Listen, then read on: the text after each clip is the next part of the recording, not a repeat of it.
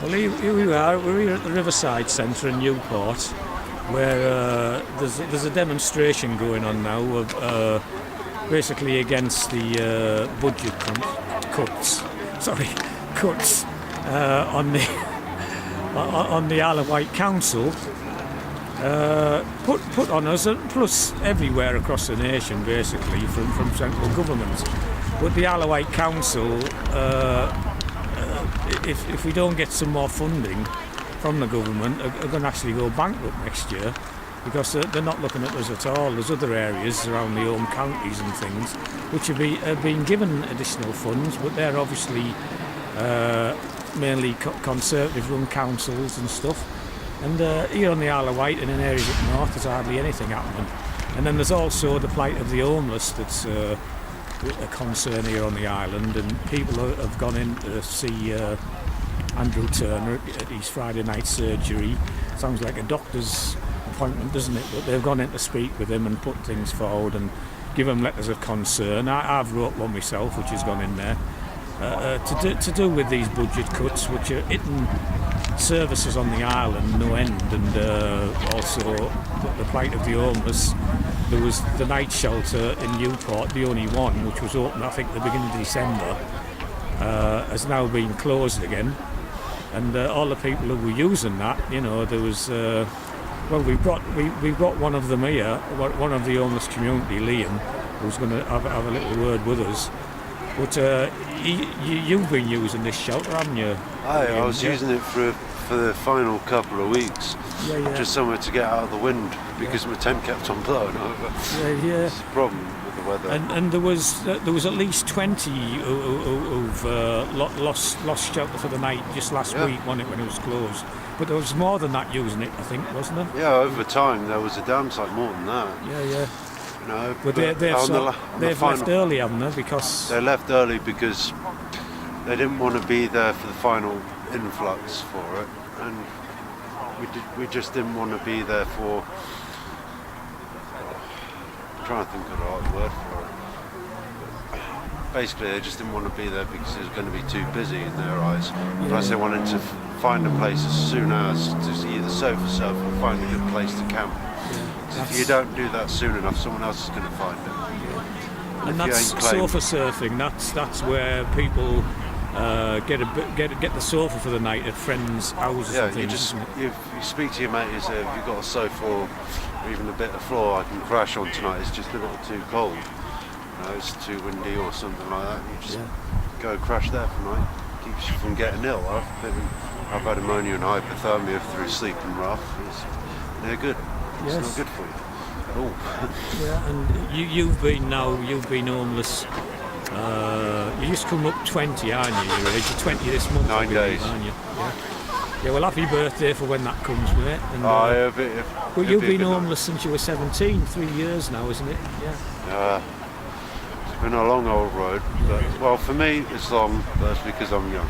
Yeah, well, it is a long time, 3 years, not to anybody, but relatively. To your lifespan, it's still. Hopefully, you're going to get. We're going to get something sorted out here, and we'll get a new night shelter organised, and where you'll have a chance to actually have an address, a postal address, and then you'll be able to have somewhere you can go every night, and then you could get yourself into some kind of employment. Well, let me tell you how the system keeps you down when you're homeless. If you got a place, you get something called universal credit, which covers all your benefits through housing, like your housing, job seekers. You get your council tax, all from one place, right? But the moment you become no NFA, no fixed abode, you're homeless, right? You have to lose your claim and start all over again and apply for it separately. This was the council actually telling me this. I was like, Christ, that's going to set me back quite a fair bit. It's how they actually keep you down is with the jobs. If you ain't got money to pay for a deposit or a place, you're homeless. If you can't get a job, you stay homeless. And people don't employ people who have no fixed abode because they're seen untrustworthy thieves, unreliable. It's a problem I've had for years, because you can't get a job and you can't get a place. If you can't get a place, you can't get a job. And it's not easy for people who've got accommodation to get jobs these days. Yeah, it's hard enough for them. Yeah, that's right. It's absolutely a no-brainer, really, isn't it? Yeah. And yet you've been homeless now for 3 years, and due to family problems, which we don't need to go into unless you want to mention anything about that. Rather not about that. No, but it's basically a broken home situation, isn't it, I think? And which is not a pleasant thing. I know there's a lot of people in the same boat. But you've been you lived in an homeless community in this freezing cold weather. It's absolutely freezing here tonight, and you're going to be sleeping in a tent. Oh, I'm starting to get purple knuckles already. Yeah. So. Yeah, you're going to be sleeping in a tent in a field, and you're up against things. You've been around, haven't you? And, tell me about some of these things. Like you were stabbed on one occasion, weren't you? Yeah, that was going back, I'd say, the first year when I was homeless, because when you go up to Southampton, people tell you it's good busking. You get a bit more money, so it's cheaper to stay in a hotel. So you actually go busking. You're a musician as well. I don't beg, because it's not me. I don't need it. No. If someone's offering help, I'll gladly accept it. But I'm not the kind of person who goes around asking. Yeah, I'll take it if it's off. You've got your pride and your dignity still. But you gotta have it somehow. Yeah. But you busk. When people are upset you, when you beg, you're just there asking for money. You're not offering anything. You're not doing anything for any other people. Your dignity's gone, hasn't it, when you get to the stage of but begging? When you busk, you play a song, someone's upset crying in the park or something like that, you can sit next to them. They probably think you're a bit weird for it, but go over there, play a happy song, make them smile, they smile, next person along they meet will be smiling. That's happiness all around. Which is exactly what begging doesn't do. Yeah.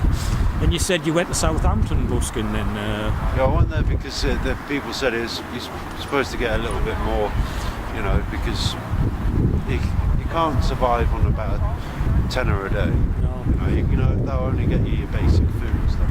I know how to survive how I have because I've learned how to. I don't need money to survive because I've learned how to do it. But it's a really difficult choice of life. I got stabbed over in Southampton in the park by Hogwarts. Oh, you were camping there at the time? Yes, my tent was there. I was followed by 3 lads who were like 16, 17-year-olds, and they were just walking. One was walking behind me, and I cut across the field, and 2 of them came up and around to have me off at the front. They asked me for my wallet, and I said, might as well have it, mate, I'm not looking for trouble, there's nothing in it, but then the other one tried to grab my rucksack, and he said, you can't have that is my life, if I don't have that, I cannot survive, I cannot live on. Yes, I've seen your rucksack, you got it on a bench over there, haven't you? It's heavy as. I didn't want to even try to lift it. No, it weighs about twice my weight, and I'm 14.5 stone, so. So these guys give you some really hard time then?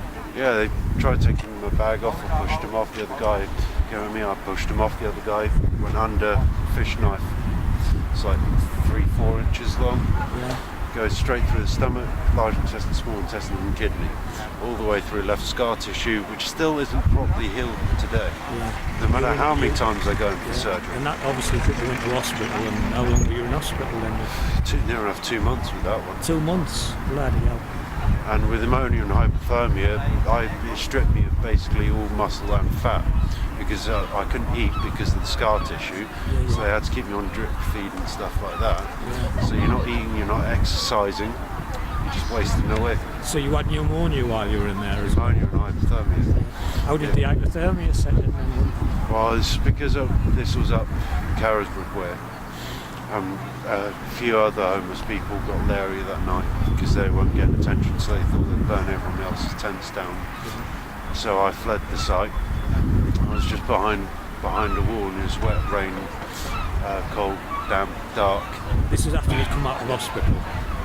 No, it was after the stab. Oh, yeah. But this is before the ammonia went into the ammonia. I thought this is the cause of it. Yeah. And I started getting fluid on the lungs. And when the ammonia sets in, you lose your energy. You're cold all the time. You can't move. Your joints freeze up. Even today, every joint in my body cracks because of it. Listen. Oh, blimey, yeah. Yep. Well, everything down to the rib cages to the hips. Yeah. You know, and then after a while it gets worse and worse. Then it becomes hypothermia, and then you're basically done for. If it wasn't the Salvation Army, I wouldn't be here. Yeah. Today. And there was another time when someone set fire to your tent, didn't there? Well, that was While you were in it. Yeah, that was Cows Week up and between Newport and Cows. Yeah. I was in a small 2-man tent, and it was like 2-3 o'clock during Cows Week. A group of lads came up and pissed out of their heads, and they just came up, started pissing on my tent. I'm just getting my head down, trying to get some sleep, and then the next thing you know, there's fire above me. I can see the flames in the tent beginning to bend in with the melting, and because it's a poly-based fabric, it turns to napalm. Yeah. And it sticks to you and it burns at such a high and fast rate. Yeah. Scar the size of a side plate on the back. But luckily you got out of the tent. Yeah, I had to use my camping knife to get out, which is something which the police and that, if you got a knife, they'll nick you for it, right? But if you don't have a knife and you're living in the wild, you can't survive. Yeah. It's like defeats the object of survival. Yeah. So I had to deal with them after that. All these things that have happened still torture me till today. Yeah. For example, I was working on my dad's boat underneath the boat at one time when I managed to get a place for a little while, and then that all fell through. Yeah. But I was working under the boat and it was starting to get cold and damp, and I got flashbacks back to that hill and I had a panic attack. Yeah. So it's affecting you in many ways psychologically as well. Not Let's get back to you. Now you're actually at the moment you're sleeping in, it's a secret location where it's basically a field where you've built yourself a tin shack and stuff, and you've got a tent there, and there's several other people there on and off, isn't there, staying we there. get drifters and we get people who come more often. Yeah, and you've been doing this now for over 3 years. Yeah. And didn't that get burnt down at some point? I built 3 structures up there originally. 1 metal, 2 wood. 2 wooden ones were burnt down because people getting drunk and leery. Yeah. But I'm back up there rebuilding it again, trying to make a community for everyone, so everyone's safe. I've got to say you've done a good job up there, because I was up there the other day with you having a look, and sadly I've had to take the video down because we decided we don't want these horrible people who come and do things like burning your tents and Well, stuff. the council do it as well. Well, yeah, the council. That's what I find most ridiculous. Yeah. We started walking up the hill, right, and because they saw no one actually in the tents, they thought, let's burn it down. Put it all in, fill it full of wood, fry it on the fire. All your possessions. All everything. gone. Yeah. People's bags, people's food, people's clothing, people's bedding, gone. That's arson. That's what's the other word when you wreck someone else's place? Criminal damage. Yeah. It's also human rights being affected here. Yeah. And basically what all this is about is human rights, isn't it? You know, it's a basic human right to have a roof over your head, you know. Yeah. And, but that's not something they're willing to provide. Yeah. No, I've tried to get myself off the streets, and each time it keeps on bringing me back into the same circle. Yeah. Some people get a lucky break, some people get away and actually start beginning their life, start building the blocks again. But people like me and a few other people I know, they don't get that chance. Yeah. They're left at the bottom. They're left to perish. Yeah, it's not good, is it? And there was a suicide just over a month ago, wasn't there? Right? Didn't she stay with you at some point, that lady? She jumped off the cliff path in Shanklin, didn't she? Oh, yeah. She was homeless. Yeah, she lives to her life.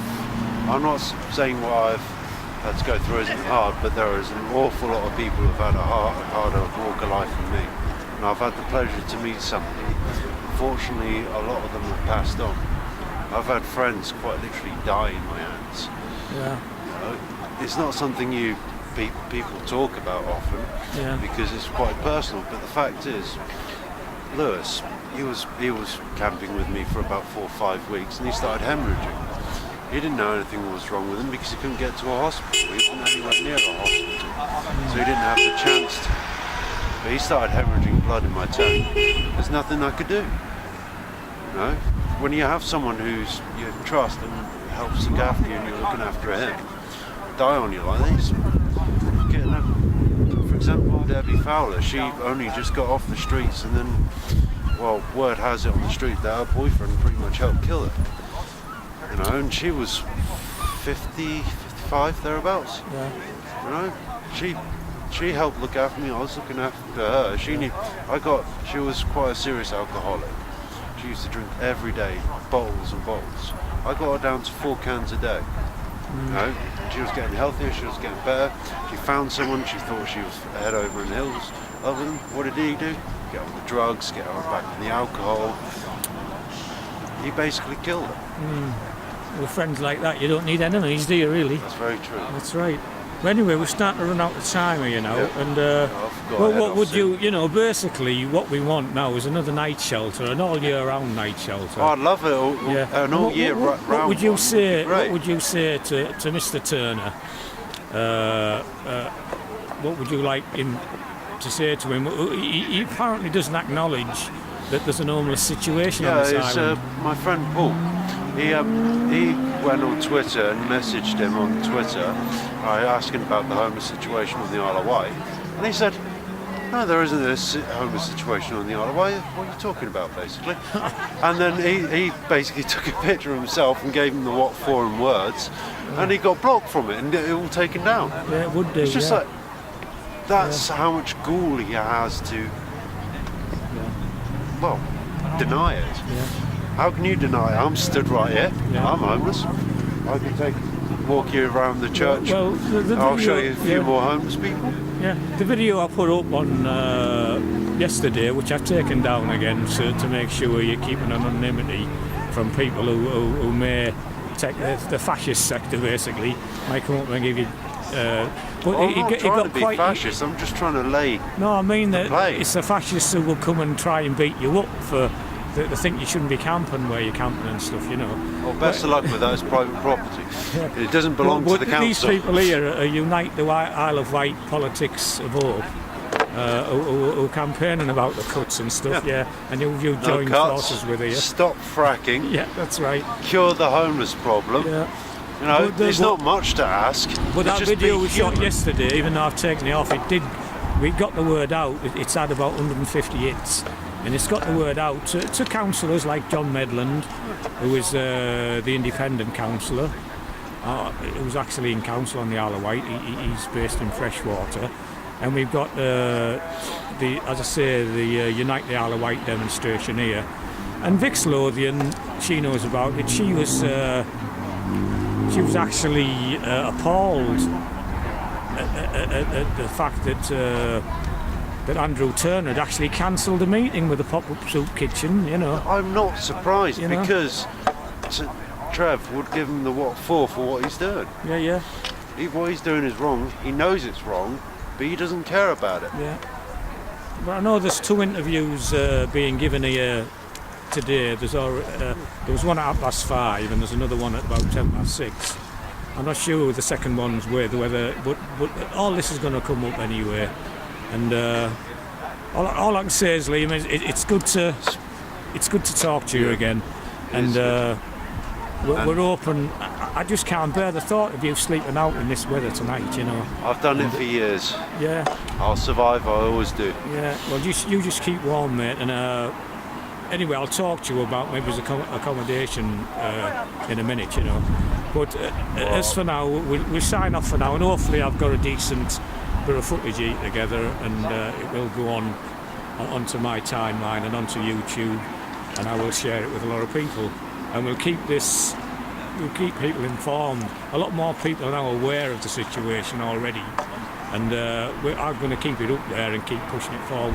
You know. Good. It Okay. needs to be at the front.